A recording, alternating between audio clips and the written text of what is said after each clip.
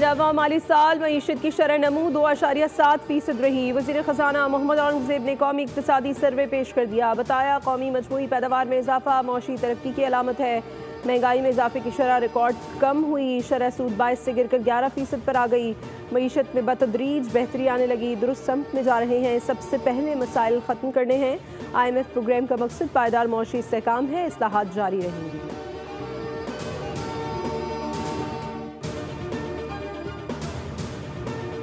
वज़ीर आज़म शहबाज शरीफ का बोस्निया हर्ज़ेगोविना ऐवान सदर के रुकन डॉक्टर डेनिस से टेलीफोनिक राबता। वज़ीर आज़म ने ईद उल अज़हा की मुबारकबाद दी और दोतरफ़ा ताल्लुकात मज़ीद मजबूत बनाने के अज़्म का इजहार किया। वज़ीर आज़म ने पाक भारत कशीदगी के दौरान बोस्निया की हिमायत पर शुक्रिया अदा किया। डॉक्टर डेनिस को दौरा पाकिस्तान की दावत।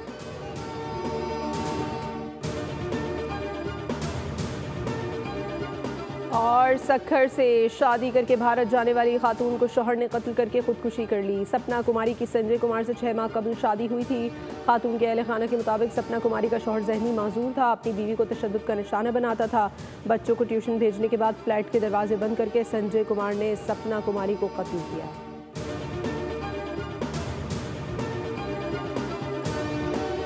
हेडलाइंस आपने देखी। खबरों में फिलहाल इतना ही। किसी भी खबर की तफसील के लिए विजिट कीजिए हमारी वेबसाइट bolnews.com और अब आप देख सकेंगे प्रोग्राम बोल आदिल अब्बासी के साथ। देखते रहिए बोल।